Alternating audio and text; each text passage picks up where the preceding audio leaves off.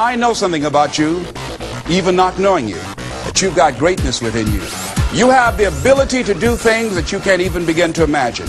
You have talents and skills in you that you haven't even begun to reach for yet. The ideal situation for a man or woman to die is to have family members praying with them as they cross over. He said, but imagine, if you will, being on your deathbed and standing around your bed, the ghost of the ideas, the dreams, the abilities, the talents given to you by life, and that you, for whatever reason, you never acted on those ideas, you never pursued that dream, you never used those talents, we never saw your leadership, you never used your voice, you never wrote that book, and there they are standing around your bed looking at you with large angry eyes saying, we came to you and only you could have given us life, and now we must die with you forever. And the question is, if you died today, what ideas, what dreams, what abilities, what talents, what gifts will die with you? Maybe that's why Jim Rohn said, when the end comes for you, let it find you conquering a new mountain, not sliding down an old one. Maybe that's why Henry David Thoreau said, oh God, to reach the point of death only to realize that you've never lived, only to realize that you've never scraped the surface of your potential. If you want to make your dream become reality, the people that are running at their dreams know that it's possible that you can live your dream, that it's necessary, that you're relentless, that you have a plan of action, that you are creative. See, there are two types of relationships. There are nourishing relationships and toxic relationships. Nourishing relationships, they nourish you, they bring the best out of you, they challenge you, they hold you accountable, they keep you focused, they bring the best out of you. Toxic relationships, they drain you. There are some people that you will never be able to get into business with. Why? Because they know too much about you. And they can't forget that. They can't shake that. You've got to look at your relationships, and Jim Rohn said this, look at the people in your life and ask this question, what is this relationship doing to me? What is it doing to me? Am I growing spiritually, mentally, financially, intellectually? What is it doing to me? If you're a young person, does it put you on the honor roll or get you on the detention list? What is it doing to you? There's a new term in psychiatry called relational illness. There's some people that can make you sick. Well, can I change them? No. It's a full-time job changing yourself. And there's some people that are so negative they can walk into a dark room and begin to develop.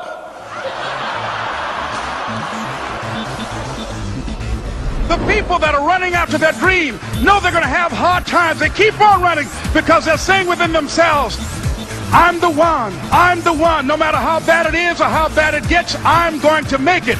The people that are running after their dreams are the people that are hungry. Most people never achieve their goals because they don't know that they don't know and they think they know. Most people are just like Zig, who's I consider the #1 motivational speaker on the planet. He said that most people like the lumberjack whose wood production dropped by 40% because he wouldn't take the time to sharpen his axe. Those of you that are here for the first time, if you want to come back again, I can tell you the veterans who are here and been coming for 40 years or more, those are individuals who spend time working on themselves, developing themselves, expanding their minds. They know, as a man thinketh, so is he. They know in order to have the things tomorrow that others won't have, you've got to be willing to do the things today others won't do, like work on your mind. And with that kind of courage, with that kind of affirmation and reason to empower me, I got a saying that when life knocks you down, try and land on your back, because if you can look up, you can get up. All right? I told Mr. Washington I wanted to become a disc jockey. Someone asked me to tell this story. And he said, Les Brown, he said, if you want to do anything worthwhile in life, you've got to be hungry. And so I started working to develop myself. He said, I want you to practice every day being a disc jockey. I said, but I don't have any job now. He said, it doesn't matter. He said that it's better to be prepared for an opportunity and not have one than to have an opportunity and not be prepared. So every day I was working to develop myself. And that's what you must do. And as I was working to develop myself, I applied for a job as a disc jockey, WMBM on Miami Beach. I went to a guy named Milton Butterball. I said, how you doing, Mr. Butterball? I'd like to get a job as a disc jockey. He looked at me, he said, do you have any broadcast background? I said, no, sir, I don't. Do you have any journalism background? I said, no, sir, I don't. He said, we don't have any jobs available. I said, yes, sir. I went back to Mr. Washington and I told him. He said, don't take it personally. He said, most people are so negative, they will have to say no 7 times before they say yes. He said, go back again. So I went back again. I said, how you doing, Mr. Butterball? My name is Les Brown. He said, I know what your name is. What do you want? I said, I'd like to know whether or not you have any jobs as a disc jockey, sir. He said, didn't I just tell you yesterday we didn't have any jobs? I said, yes, sir, but I know whether or not somebody got laid off or somebody was fired, sir. He said, no one was laid off or fired. Now get on out of here. I came back the next day. Hello, Mr. Butterball, how are you? He said, fine, what do you want now? I said, I'd like to know whether or not you got any jobs, sir. Didn't I tell you the last 2 days we didn't have any jobs? I said, yes, sir, but I don't know whether or not somebody got sick or somebody died, sir. He said, no one got sick or died. Now don't come back here and throw me out again. I came back the next day like I was seeing you for the first time. I said, hello, Mr. Butterball, how are you? He looked at me with rage. He said, go get me some coffee. I said, yes, sir.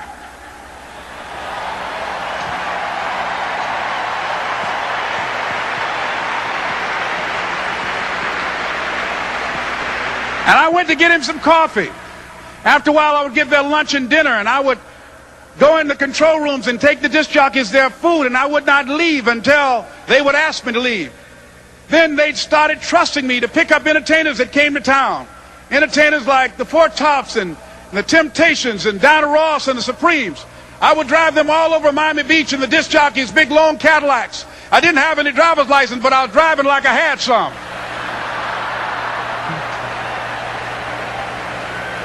And one day, one Saturday afternoon, while I was at the radio station, a guy named Rock was drinking while he was on the air. I was the only one there, looking at him through the control room windows, walking back and forth, young, ready, and hungry. I was saying, drink, Rock, drink. Drink, Rock. I'd have gone to get him some more if he'd asked me to. Pretty soon the phone rang, and it was the general manager. And I answered the phone. I said, hello? He said, Les, this is Mr. Klein. I said, I know. He said, Rock can't finish his program. I said, I know. He said, would you call one of the other DJs in? I said, yes, sir. I hung the phone up. I said, now he must think I'm crazy. I called my mom and my girlfriend, Cassandra. I said, y'all turn up the radio and come out on the front porch. I'm about to come on the air.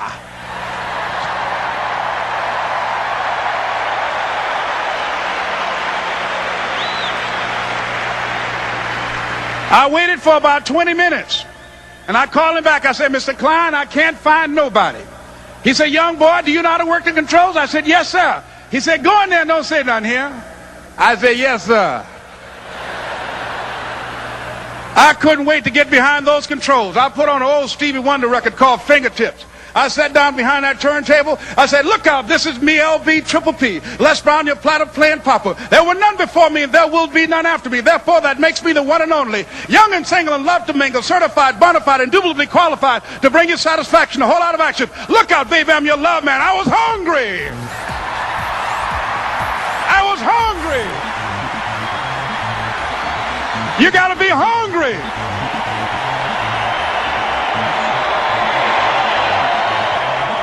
He talked about having personal growth before you can attain professional achievement.